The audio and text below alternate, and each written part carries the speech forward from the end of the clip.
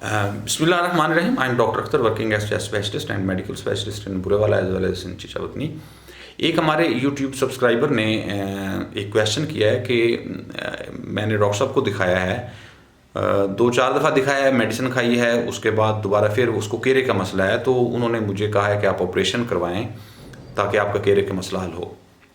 अब इसमें मैं बेसिकली आपको इसका पॉइंट ऑफ व्यू बताना चाहूँगा, एक इन्फॉर्मेशन देना चाहूँगा, एक प्रॉपर इन्फॉर्मेशन जिसको हम ऑथेंटिक कह सकते हैं कि किन कंडीशंस में ऑपरेशन की ज़रूरत होती है और किन कंडीशंस में ऑपरेशन की ज़रूरत नहीं होती है। सबसे पहले हम बात कर लेते हैं कि किन कंडीशंस में ऑपरेशन की ज़रूरत होती है। सबसे पहले तो थोड़ा इसका समझाना ज़रूरी है कि कीड़ा क्या होता है। कीड़ा जो है ना, ये हमारी जो नाक है, नाक के जो नॉस्ट्रल्स हैं, ये पीछे जाके गले में खुलते हैं, इनकी एक पैसेज है। जिस तरह हम मुंह से एक गले में जा रहा है, एक पाथवे जा रहा है आप कह लें, इसी तरीके से नाक से भी गले में कनेक्शन जा रहा है, जिस तरह मुंह से गले में कनेक्शन जा रहा है और फिर गले से नीचे सांस की नाली में और मैदे की तरफ जा रहा है, बिल्कुल इसी तरह। तो ये दो एक कनेक्शन आप समझ लें। अब इसमें होता ये कि नॉर्मल हालात में मुख्तलिफ़ किस्म की सक्रीशंस जो नाक की हैं और जो इधर साइंसेस साथ में पड़ी होती हैं, उसके लिए अलग वीडियो आप वो देख सकते हैं। उससे जो सक्रीशंस हैं वो यूजुअली आपकी ड्रेन होती हैं और आपको फील नहीं होता, जो एक नॉर्मल क्वांटिटी में है। अब अगर उसमें किसी किस्म का कोई इन्फेक्शन हो या उसमें आपको किसी किस्म की कोई एलर्जी है, तो उस कंडीशन में उनकी जो मिकदार है वो बढ़ जाती है काफ़ी हद तक। जब वो बढ़ जाती है तो आपको फीलिंग आती है, फील होता है जिसको हम कहते हैं पोस्ट नेजल ड्रिप या कीड़ा। अब उसमें मैं मोटी सी एग्जांपल देना चाहूँगा एक आम आदमी के लिए। वो ये है कि जिस तरह एक आदमी को शहद की मक्खी अगर काट जाए, तो आप अगर गौर करें तो उसके ऊपर सोजिश होती है, वो एरिया ज़रा दूसरे एरिया से ज़्यादा स्वोलन हो जाता है, रेड हो जाता है और उसके अंदर से पानी थोड़ा सा रसना शुरू हो जाता है। ये आप इस तरह समझिए आम लफ्ज़ों में कि एक सोजिश की एक खासियत है, जिस्म के किसी हिस्से में हो तो उसमें सोजिश होगी, रेडनेस आएगी और उसके अंदर से पानी रसना शुरू हो जाएगा।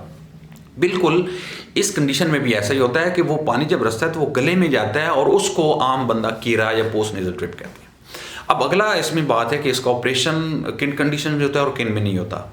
जिन कंडीशन में ऑपरेशन किया जाना चाहिए वो ये है कि एक हम टर्म बोलते हैं डाइवर्टेड नेजल सेप्टम, कि आपका जो नाक है उसकी हड्डी वो टेढ़ी होती है। अब इसमें मेजॉरिटी का मतलब 80% लोगों का होता है, इसमें जिसमें मेरा भी है।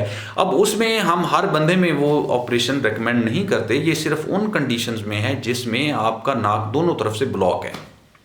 अब इसमें याद रखें कि एक तरफ से नाक ब्लॉक हो जाता है यूजुअली रात के टाइम, इसको हम नेजल साइकिल भी कहते हैं। एक दफ़ा एक तरफ से दूसरे दिन दूसरी तरफ से, या कुछ टाइम के बाद, या रात को आपकी जो आप जिस तरह करवट लेते हैं तो उसमें एक ब्लड फ्लो होता है, जिस साइड पे आप करवट लिए होते हैं, तो उस फ्लो की वजह से थोड़ी कंजेशन हो जाती है। रात के टाइम यूजुअली नाक और ब्रेन की तरफ ज़्यादा ब्लड फ्लो होती है, तो उस कंजेशन की वजह से बाज़ का नेजल ब्लॉकेज एक तरफ होती है, जब दूसरी तरफ लेटते हैं दूसरी तरफ हो जाती है, तो ये एक नेजल साइकिल कहते हैं। ये नॉर्मल है, इसमें कोई ज़रूरत नहीं होती है। हाँ, अगर आपका इतना डाइवर्टेड नेजल सेप्टम है कि दोनों साइडें ब्लॉक हो रही हैं, तो उसमें आपको डेफिनेटली ऑपरेशन की ज़रूरत है, उसके बगैर वो रिलीव नहीं होगा। दूसरी कंडीशन है कि अगर उसमें कोई ट्यूमर है, फॉर एग्जांपल कोई रसौली है, अगर वो आ गई है तो उसमें भी आप डिले ना करें। अगर आप डॉक्टर साहब कहते हैं तो उसमें आप बिल्कुल ही एंटी सर्जन वो ऑपरेट करेगा, आप करवाएं। तीसरी कंडीशन कोई फॉरेन बॉडी आ गई कुछ बाहर से, अगर वो आ गई है तो उसमें भी ऑपरेशन करना ज़रूरी है, अदरवाइज वो किसी मेडिसिन से रिलीव नहीं होगा। चौथी कंडीशन है कि अगर फंगस लगी हुई है तो फंगस में भी ऑपरेशन करना ज़रूरी होता है, अदरवाइज वो इरोड करके आपके ब्रेन तक पहुंच जाती है, अगर खुदा ना खासा। अब वो स्पेशली होती है अगर जो शुगर के पेशेंट्स हैं। अब ये जो मैं कंडीशंस बताई हैं ये सीरियस हैं, ये कॉम्प्लिकेटेड हैं, यूजुअली आमतौर पर नहीं हुआ करती, ये सिर्फ 10 से 20% लोगों में होती हैं। अब 80% लोगों में क्या होता है, ये मैं थोड़ा इसलिए बताया कि उन्होंने क्वेश्चन इस हिसाब से पूछा, इसलिए पहले मैं वो बता दिया। अब 80% लोगों में क्या होता है, 80% लोगों में सिंपल आजकल जिस मौसम में फ्लू हो गया, मौसमी फ्लू जिसको हम कहते हैं, कॉमन कोल्ड कहते हैं, इन्फ्लुएंजा का, बहुत सारे लोगों को एलर्जी है, उसमें ठंडी हवा से है, एक्सरसाइज से है, इमोशन से है, गुस्सा जब लोगों को आता है, या अब पोलन से है, अब मुख्तलिफ चीज़ों से एलर्जी है, उस एलर्जी की वजह से सोजिश होती है, वो होता है, उसके लिए किसी के ऑपरेशन की कोई ज़रूरत नहीं है। या कुछ लोगों को कुछ खानों से एलर्जी होती है, तो अगर इन कंडीशंस की वजह से, और ये 70 to 80% लोगों में होता है और इसका बेहतरीन हल है। अब इसमें होता प्रॉब्लम कहाँ आता है, अब प्रॉब्लम ये आता है कि लोग जो है ना वो उसमें घर के टोटके यूज़ करते हैं। अब इसमें घर के टोटके नहीं यूज़ किए जा सकते। हाँ, अगर कॉमन कोल्ड है, इन्फ्लुएंजा है, 5-7 दिन की डिजीज़ है, साल में 1-2 दफ़ा आती है, इट्स ओके, आप कर सकते हैं। अगर आपको रिकरेंट आ रहा है, बार-बार इस तरह का इन्फेक्शन हो रहा है, तो आप वो टोटके इस्तेमाल ना करें, क्योंकि उससे आपकी डिज़ीज़ ज़्यादा कॉम्प्लिकेट होगी।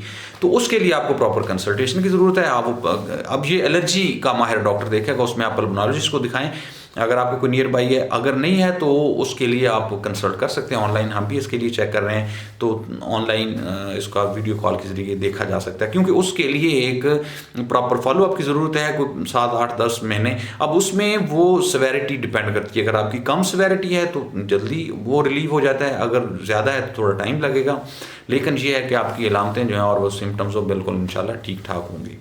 तो इसके लिए भी हम एक स्टडी कर रहे हैं, तो इसमें आपने हमें ये बताना है कि आपको या आपकी फैमिली में से अगर किसी बंदे को है, तो उसको साल में 1 दफ़ा होता है, 2 दफ़ा होता है, या कितनी दफ़ा होता है? मतलब आपके फैमिली फ्रेंड्स में अगर किसी कोई कीड़े का मसला है, तो सिर्फ़ इसमें आपने ये बताना है कमेंट्स में जाके कि कितने लोगों को कीड़े की शिकायत है। आप सुनते रहते हैं, उठते बैठते, ताकि हमें थोड़ा आइडिया हो कि हमारे यहाँ पे कितने % लोगों को इस तरह का मसला है, ताकि उस पर ज़्यादा फोकस किया जाए। इसके अलावा अगर और कोई क्वेश्चन पूछना हो, मोस्ट वेलकम, आप नीचे कमेंट्स में पूछ सकते हैं। हमारी कोशिश होती है कि आपके कमेंट्स को थ्रू वीडियो एक कॉम्प्रिहेंसिव वे से आपको रिप्लाई किया जाए।